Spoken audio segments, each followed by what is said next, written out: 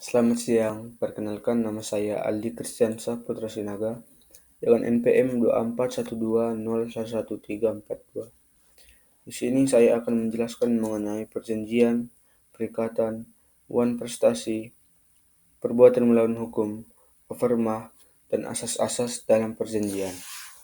Baik, langsung kita mulai saja. Yang pertama ada perjanjian. Apa itu perjanjian? Perjanjian merupakan suatu perbuatan hukum yang dilakukan oleh dua belah pihak atau lebih, didasari atas kehendak yang sama untuk saling mengikatkan diri. Dalam perjanjian dikenal dengan adanya perbuatan timbal balik oleh para pihak yang membuatnya. Hal ini didasari atas kehendak yang sama untuk memberikan perlindungan atas kehendak bagi para pihak yang membuat perjanjian. Unsur-unsur dalam perjanjian. Apa saja unsur-unsur dalam perjanjian? Unsur-unsur dalam perjanjian ada tiga. Yang pertama, esensialia. Yang kedua, unsur naturalia. Dan ketiga, unsur aksidentalia. Esensialia adalah unsur-unsur pokok yang mutlak harus ada dalam suatu perjanjian. Tanpanya perjanjian tersebut tidak akan ada atau tidak sah. Contohnya adalah barang dan harga dalam perjanjian jual beli atau barang dan harga dalam perjanjian sewa menyewa. Yang kedua ada unsur naturalia, adalah unsur perjanjian yang oleh hukum diatur tetapi dapat dikesampingkan oleh para pihak melalui kesepakatan mereka. Unsur ini tidak harus ada dalam perjanjian, namun jika para pihak tidak menentukannya secara khusus, hukum akan mengaturnya secara otomatis. Yang ketiga ada unsur aksidentalia, adalah unsur-unsur tambahan atau tambahan pada perjanjian yang disepakati secara khusus oleh para pihak yang diatur oleh undang-undang. Contohnya, termasuk kesepakatan dalam jual beli rumah yang mencakup alat-alat rumah tangga di dalamnya, atau ketentuan khusus mengenai tidak termasuknya pohon di atas tanah yang dijual. Kemudian ada yang disebut dengan perikatan. Perikatan adalah hubungan hukum antara dua pihak di mana salah satu pihak atau kreditur berhak menuntut sesuatu dari pihak lain atau debitur, dan pihak lain yang disebut dengan debitur berkewajiban untuk memenuhi tuntutan tersebut. Hubungan ini bisa timbul dari sebuah perjanjian atau kesepakatan antara dua pihak atau dari undang-undang. Kemudian sumber-sumber hukum perikatan. Sumber-sumber hukum perikatan ada dua. Yang pertama dari perjanjian, kemudian dari undang-undang. Perjanjian timbul akibat hubungan hukum yang timbul dari kesepakatan dua pihak atau lebih untuk melakukan sesuatu. Perjanjian menjadi sumber perikatan ketika ada persetujuan yang mengikat para pihak. Kemudian yang kedua ada undang-undang. Itu adalah hubungan hukum yang timbul tanpa perlu kesepakatan langsung antara para pihak. Dalam undang-undang dibagi dua. Yang pertama ada undang-undang semata. Ini timbul secara otomatis seperti kewajiban orang tua dan anak dalam hukum keluarga yang tidak memerlukan perjanjian khusus. Ini diatur dalam pasal 1352 KUH Perdata. Yang kedua ada undang-undang dan perbuatan manusia.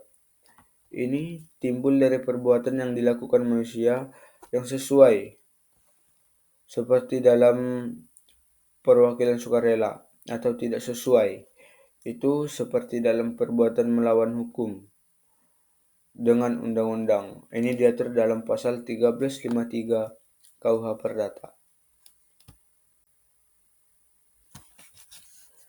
Wan prestasi. Wan prestasi adalah kondisi di mana salah satu pihak dalam suatu perjanjian gagal atau lalai memenuhi kewajibannya sesuai kesepakatan. Ini bahasa lain dari wan prestasi adalah ingkar janji. Wan prestasi diatur dalam Kitab Undang-Undang Hukum Perdata atau KUH Perdata, khususnya di pasal 1234 dan pasal 1243. Apa saja sih ciri-ciri dari wan prestasi? Yang pertama, ciri-ciri wan prestasi ada 4. Pertama, tidak melaksanakan janji, artinya pihak yang berjanji tidak melakukan kewajibannya sama sekali. Kedua, terlambat melaksanakan janji, artinya pihak yang berjanji melanggar batas waktu yang telah ditentukan. Yang ketiga, melaksanakan janji secara tidak semestinya, artinya pihak yang berjanji tidak melaksanakan kewajiban dengan benar sesuai dengan kesepakatan.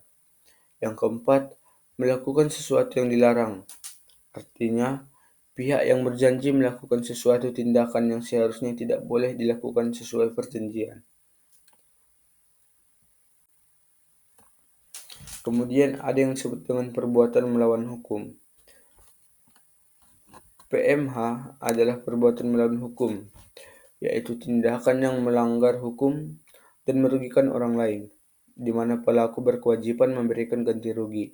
Secara umum, PMH terjadi karena adanya perbuatan yang melanggar peraturan perundang-undangan, melanggar hak subjektif orang lain, atau bertentangan dengan nilai kesusilaan dan asas umum hukum. PMH sendiri diatur dalam pasal 1365 KUH Perdata. Unsur-unsur perbuatan melawan hukum atau PMH. Unsur-unsur perbuatan melawan hukum atau PMH adalah perbuatan yang melawan hukum, adanya kesalahan, adanya kerugian, dan adanya hubungan kausal atau sebab akibat antara perbuatan tersebut dengan kerugian. Unsur-unsur ini harus terpenuhi untuk membuktikan suatu perbuatan dianggap melawan hukum dan wajib mengganti kerugian. Kemudian, apa itu overmah?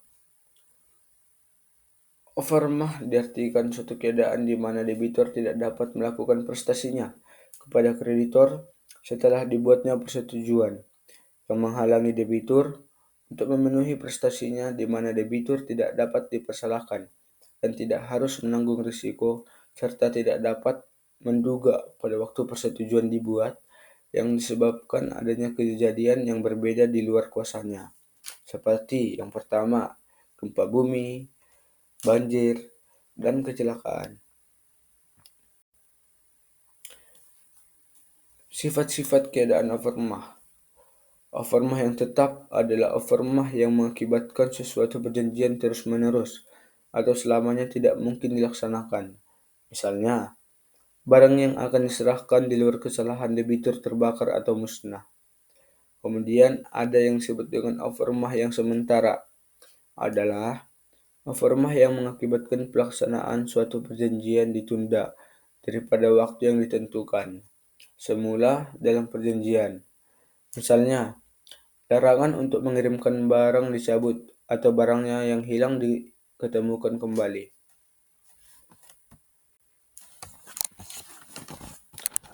Asas-asas dalam perjanjian. Asas dalam perjanjian ada 5. Yang pertama, asas kebebasan berkontrak. Isi perjanjian diatur dalam pasal 1338 ayat 1 Kitab Undang-Undang Hukum Perdata. Secara historis lahir dari prinsip individualisme. Di sini pengusaha tidak dibenarkan turut campur dalam sosial ekonomi, sehingga lahir ungkapan exploitation de homme par homme. Melalui perkembangannya, hak kontrak sudah banyak diatur oleh penguasa. Kemudian yang kedua ada asas konsensualisme atau lahirnya perjanjian, bahwa salah satu syarat sahnya perjanjian adanya kesepakatan para pihak. Ini diatur dalam pasal 1320 ayat 1 Kitab Undang-Undang Hukum Perdata. Artinya, perjanjian tidak dibuat secara formal tetapi konsensual. Yang ketiga adalah asas fakta sunt servanda atau kepastian hukum yang berhubungan dengan akibat hukum. Asas ini menetapkan bahwa hakim atau pihak ketiga harus menghormati dan tidak boleh intervensi substansi kontrak atau kontrak layaknya sebagai undang-undang.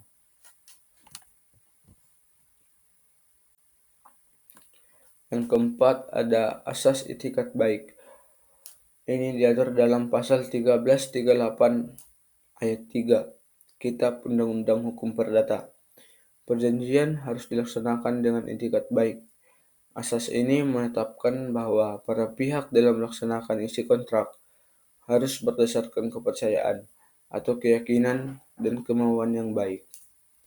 Yang kelima, ada yang disebut dengan asas kepribadian atau personalitas, bahwa seseorang yang akan buat kontrak hanya untuk kepentingan dirinya saja. Ini diatur di dalam pasal 13, 15 Kitab Undang-Undang Hukum Perdata atau Bargerlik Wetboek.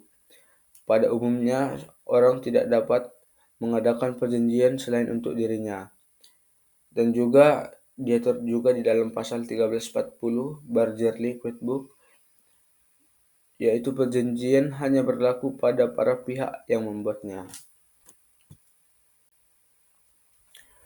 Di sini saya akan menjelaskan lebih dalam lagi mengenai pasal 1320 KUH Perdata. Pada dasarnya, pasal 1320 KUH Perdata mengatur syarat sah perjanjian yang berbunyi sebagai berikut. Supaya terjadi persetujuan yang sah, perlu dipenuhi 4 syarat. Yang pertama, kesepakatan mereka yang mengikatkan dirinya. Yang kedua, kecakapan untuk membuat suatu perikatan. Yang ketiga, suatu pokok persoalan tertentu. Yang keempat, suatu sebab yang tidak terlarang.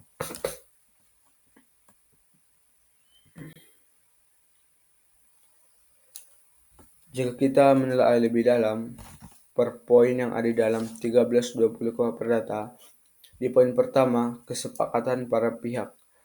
Para pihak yang membuat perjanjian harus memiliki kesepakatan yang bebas dan sukarela tanpa ada paksaan, kekhilafan, atau penipuan. Dan di poin kedua, kecakapan para pihak. Artinya, para pihak harus cakap secara hukum untuk membuat perjanjian, yang berarti mereka sudah berusia minimal 18 tahun atau sudah menikah, serta tidak berada di bawah pengampuan, misalnya sedang mengalami gangguan jiwa. Yang ketiga, suatu hal tertentu. Artinya, objek atau pokok persoalan yang diperjanjikan harus jelas dan spesifik. Yang keempat, sebab yang halal. Artinya, alasan atau tujuan dibuatnya perjanjian harus sesuai dengan hukum dan tidak bertentangan dengan moral atau ketertiban umum. Baik, sekian penjelasan dari saya mengenai perjanjian, perikatan, wan prestasi, perbuatan melawan hukum, dan asas-asas overma, perjanjian, dan serta asas-asas yang terakhir perjanjian. pasal 1320 Dan KUH terakhir Perdata. ada Jikalau ada yang tutur disebut kata dengan dan perilaku saya yang salah, syarat sahnya saya memohon perjanjian maaf. yang diatur Akhir dalam kata, saya mengucapkan 1320 terima KUH kasih. Perdata.